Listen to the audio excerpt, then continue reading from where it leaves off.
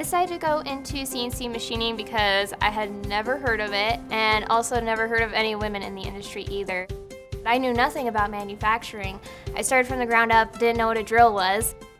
One of the challenges I had when I first started school was the fact that I was working full-time and wasn't able to also do 12 credits of school traditionally. Davis Tech College had opportunities for night classes so that I could work and do school simultaneously.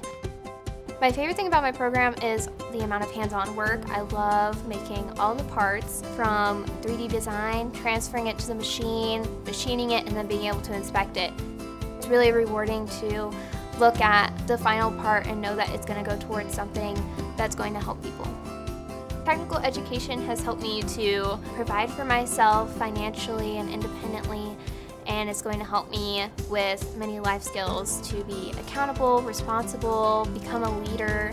I'd like to encourage students to go into something that they would never think of trying, try something even if it's just one class, to see what you think about it, because learning more skills never hurts you, and just to try.